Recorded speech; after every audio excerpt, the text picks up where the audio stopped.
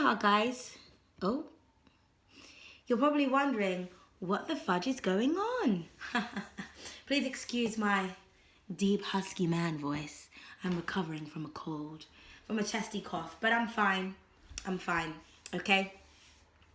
So, today I just wanted to talk about things that you can have on your altar and what an altar or a sacred space is, because I feel like a lot of people get a bit of, misconceptions of what an altar is. So an altar is a sacred space. Like, it's just a place that you go to and that you use to pray or honor certain deities, gods, goddesses, whomever and whatever you pray to. It's not just a spiritual thing. It is also a religious thing. Like, religion to me kind of doesn't go hand in hand with spirituality. That's a joke. But in terms of like Jesus and things like that, prophets and that, it's all kind of similar. So if you're someone that prays to Jesus, you can have a Jesus altar. If you're Muslim and you pray to Allah, you can have an altar. If you're, there's altars in churches and things like that. So it's just a sacred space. It's just somewhere that you use to honor whomever or whatever it is that you pray to. And that could be spirits, it could be angels, it could be animals, it could be ancestors, it is whatever, okay?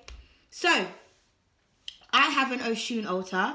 If you don't know anything about Oshun, she is an Orisha, a goddess of love, abundance, and beauty. She's a river goddess. So yeah, just research if you don't know, get to know. I believe that the black woman is God, so my altar is very God, black woman orientated. So it's not only Oshun, it's Mother Earth, it's the black woman, it's all of that and a bag of chips. But I've got a lot of Oshuni stuff on the table because obviously that's what I resonate with. But again, you can resonate with or whomever, whatever it is, okay? Excuse me. So, the things that you're going to need on your altar, you're going to need the elements of fire, air, water, and earth. So I'm here today to show you, I've picked a few things off of my altar just to show you examples of what you can have on your altar if you are thinking of creating one in your home. I do have spiritual people that ask me these types of questions in my DMs. So I just thought I'd make a video. So whoever is interested in watching, watch. If you're not interested, you don't have to watch, It is what it is. So the first thing I'm going to go through is talking about my Oshun statue, and then we'll move on to the other items. This is my representation of Oshun. Don't know if you can see her. So if you do have an altar that is specific to a deity, a goddess, you need to have a representation of that person. And I just do want to first start off by saying that your altar, you should cover it in a cloth, a plain cloth. You don't have to, but you should, Excuse me. So, yes. So again, if you're a religious person and you pray to Jesus Christ, you will have a figurine or a statue of Jesus or of a cross. If you're Hindu and you pray to an animal god, I don't know, like Ganesh or somebody, you would have a representation of Ganesh. If not Ganesh, maybe just an elephant. It does not have to be a figurine or a statue. It could be a picture. So here I've just brought some picture representations of what I feel Oshun is like, or looks like, represents. So you can just have a picture. I also actually have an Oshun card here. So again, it could be a picture or an object. If you're someone that resonates with angels, you might want to get a figurine of an angel or angel wings. You might even just want to get the word angels and just have it framed. But you need to have a representation of whatever or whomever it is you pray to. Ancestors, pictures of your ancestors. If you don't know what your ancestors look like, you can use white flowers.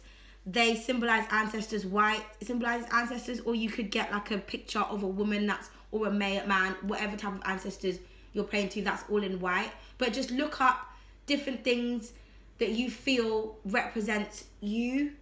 Not you, sorry, your ancestors. Sometimes I put Lakshmi or Indian goddesses on my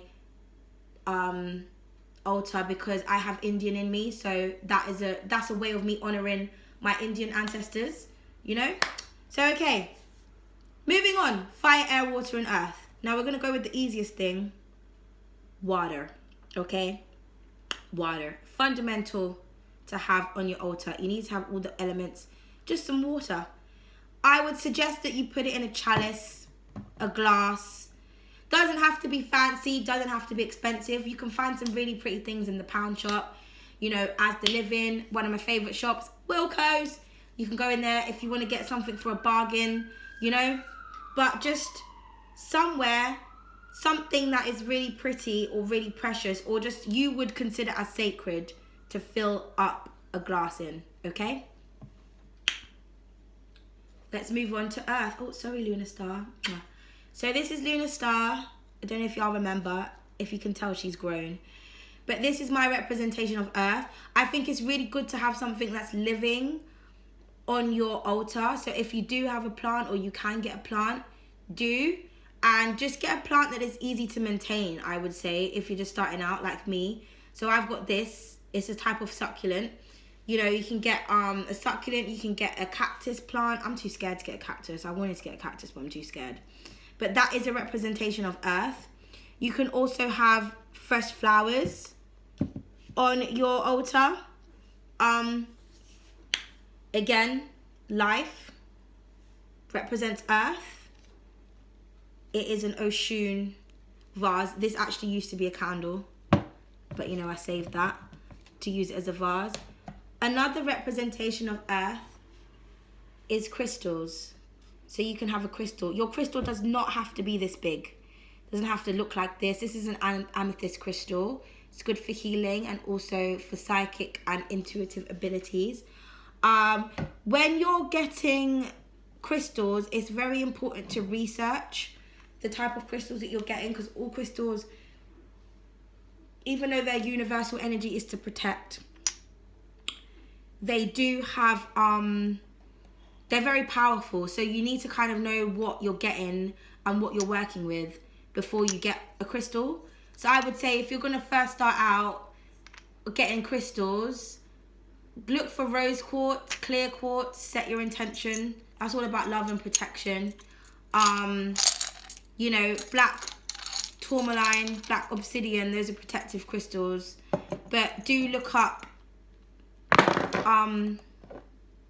the crystals before you get them, okay? But yeah, you don't have to have a big crystal. These are just little crystals, and that you can put in a jar. So these crystals in this jar is crystals that resonate with the goddess that I invoke. So this is what she likes, and they're all to do with abundance and prosperity and things like that. So yeah, a little jar. Again, I got this jar from Wilco's, 75p. You know? So that is your earth representations. Now, you would need fire. Fire, a candle. I love tea light candles because you can let them burn out. I would not suggest for anyone to leave candles unattended, but tea light candles, you can just let them burn and you don't have to worry about it. Other candles, it's a bit, yeah, you know? So, and they're great for like spiritual work, rituals, things like that, manifesting. But it could be any type of candle. Again, colors of candles are very important. They all represent different things and represent different energies. White is universal, however, which is why I decided to show you the white candle, because white basically overrides all colors, and you just set your intention, and it's a great way to connect with the spiritual world, and you need it on your altar. You need an element of fire. Excuse me. Last but not least, air. Incense. Incense is a vital thing for you to have on your altar. Again, the universal properties for incense is basically to purify, cleanse, and protect the area and your sacred space. People use incense through meditation, through praying, just as a smell, because it's very calming, very relaxing. I'm very into aromatherapy, so I do love incense and scented candles. Different incense will have different properties within them. like some will be focused more on healing, some will be focused more on love, creativity. It just depends. So get an incense that you do like the smell of. If you are working with a certain deity, it was also important to kind of get a scent that that deity likes as well. But it is important to have incense because not only does it purify your space, it also opens up to the spiritual world as well as the candles, and it sets the intention and allows whatever you're trying to manifest to work. So yeah, incense is as an air element. Another air element is oh my god, I must drop the thing down. Is okay, this is so extra in it. Let me just take them out. Feathers. Feathers represent air. So, you know, I got this beautiful feather from Wilko's. From Wilko's, from the Christmas section. Can you believe they're like getting Christmas stuff out? But yeah, I thought this was really beautiful. And this again could represent, this is quite angelic to me. It almost kind of reminds me of like an angel wing, but it is a feather. So yeah, a feather you can use to represent earth. Again, it doesn't have to be this big. I'm just quite extravagant. You know, peacock feathers represent abundance. And Oshun loves peacocks. So I've got some feathers here. But yeah, feathers do represent air. So those are all the things that you can have on your altar. If you want to know more about rituals, offerings, what else you can have on your altar, well, you don't really need to see her now, do you?